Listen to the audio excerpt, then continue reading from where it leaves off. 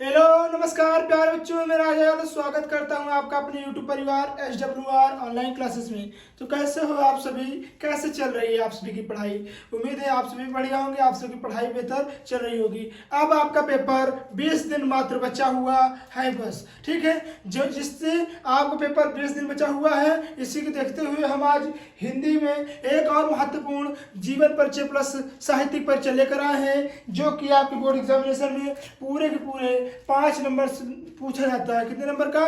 पूरे के पूरे 5 नंबर का पूछा जाता है। तो आइए देखते हैं क्या है। क्लास 12 हिंदी मैथिली शरण गुप्त जी का जीवन परिचय सहित साहित्यिक परिचय है, जो कि यह पक्का इस बार पूछा जाएगा। 100% इसका आने का चांस बढ़ जाता है। आइए देखते हैं जीवन परिचय, फिर उसके बाद देखेंगे साहित्यिक परिचय, ठीक है। आइए, कह रहा है मैथिली शरण गुप्त जी का जन्म झांसी, कहाँ? तो झांसी के चिरगांव, कहाँ? चिरगांव में सन 1886 ईस्वी में हुआ था। तो मैथिली शरण गुप्त जी का जन्म सन 1886 ईस्वी में झांसी के चिरगांव में हुआ था, ठीक है। इनके पिता राम शरण जी, क्या नाम था? राम शरण जी, जो कि खुद हिंदी साहित्य के क्या थे?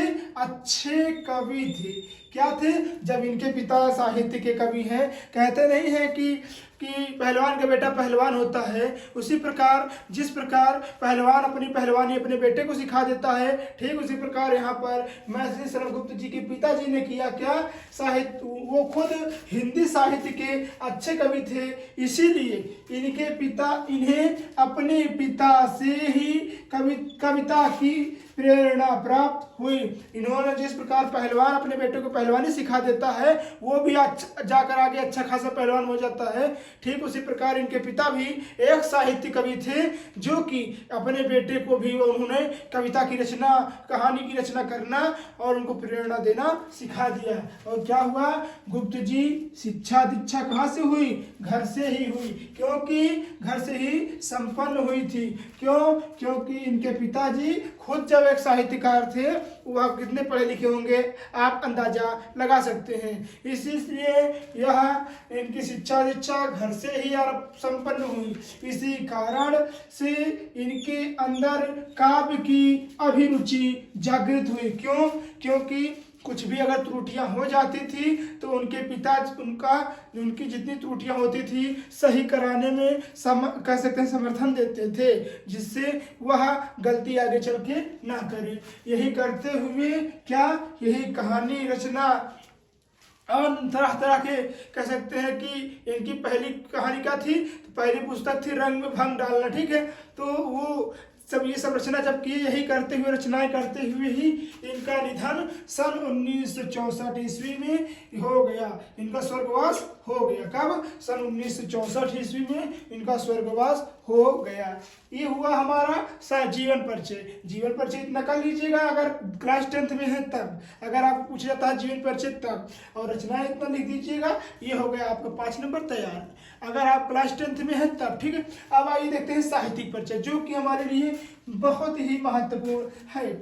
मैथिली शरण गुप्त जी बचपन से ही काव्यात्मक प्रवृत्ति विद्यमान थी, अर्थात क्योंकि वह बचपन से ही काव्यात्मक प्रवृत्ति विद्यमान इसलिए थी क्योंकि हमने आपसे बता दिया कि उनके पिता एक बहुत ही महान, बहुत ही कह सकते हैं प्रसिद्ध क्या थे? अच्छे कवि थे। क्या थे? अच्छे कवि थे। सॉरी। यह एक युग पुरुष के रूप में भी अवतरित हुए। कौन?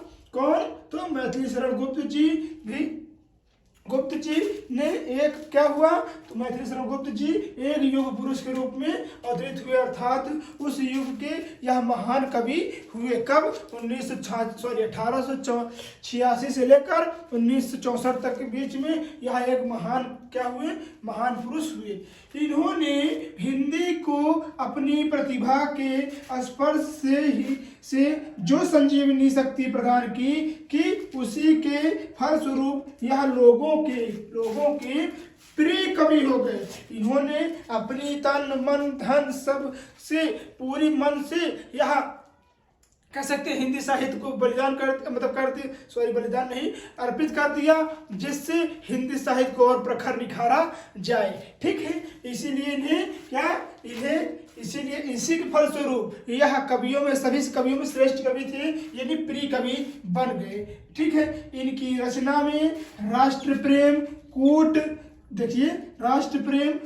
कूट कर भरा रहता है। इनकी जब आप रचनाएं पढ़ेंगे तो ऐसे लगेगा कि यह स्वयं उस समय को जिए हों, अर्थात स्वयं उस समय को यह जी भर के जिए हों, और यह अपने देश के प्रति इतना स्नेह इतना प्रेम करते थे कि ऐसा लग रहा था कि यह रचना कह सकते हैं कहानी बोल रही है कि यह मैथिली शरण गुप्त जी अपने देश से कितना प्रेम करते हैं। ठीक है, उसी प्रकार क्या कह रहा है, इसी कारण से हिंदी के महान कवियों ने इन्हें राष्ट्र कवि का भी दर्जा दिया है। किन्हें? मैथिली शरण गुप्त जी, क्योंकि यह अपने देश के प्रति बलिदान कह सकते हैं कि न्यौछावर थे और अपने देश के प्रति इतना सशक्त थे कि उन्होंने बहुत सारी रचनाओं में अपने देश के प्रति ही समर्पित किया और अपने देश के प्रति बहुत सारा उत्साह भर दिया। जैसे भारत भारती हो गया हमारा, ठीक, रंग में भंग डालना, ये कहानी आप अगर पढ़ेंगे ना तो आपको पता चल जाएगा कि यह कहानी कितनी अच्छी है और कितनी देश कह सकते हैं देश के लिए प्रिय है। तो इन्होंने राष्ट्र कवि क्यों हुए? क्योंकि इन्होंने बहुत सारी रचना अपने राष्ट्र के हित में किया। इनकी पुस्तक भारत भारती इन्हें राष्ट्र कवि के रूप में क्या करी, एक रंग में भंग हो गया और एक भारत भारती इन्हें क्या किया, राष्ट्र कवि के रूप में प्रसिद्ध कर दिया, यानी फेमस कर दिया। क्योंकि हमने आपसे कहा ना कि ये ऐसी किताबें थी जो कि इनको राष्ट्र के प्रति प्रेम कितना कितना प्रेम था वो बताती है। ठीक है, गुप्त जी समाज सुधारक पर अधिक बल देते थे, क्योंकि यह राष्ट्र, अब जैसे कि आप पता होगा, जब राष्ट्र कवि रूप में हो गए तो राष्ट्र को सुधारने के लिए बातें तो बताएंगे ही, राष्ट्र को सुधारने के लिए आगे बढ़ाएंगे कदम। ठीक है, तो इन्होंने बहुत कह सकते हैं कि बहुत ही मेहनत की, किसको? राष्ट्र को सुधारने के लिए। आइए देखते हैं रचनाएं, जैसे भारत भारती हो गया, पंचवटी, कौमा साकेत हो गया, यशोधरा हो गया, नहुस हो गया आदि, रंग भंग, ये रंग में भंग, ये भी इनकी रचना है।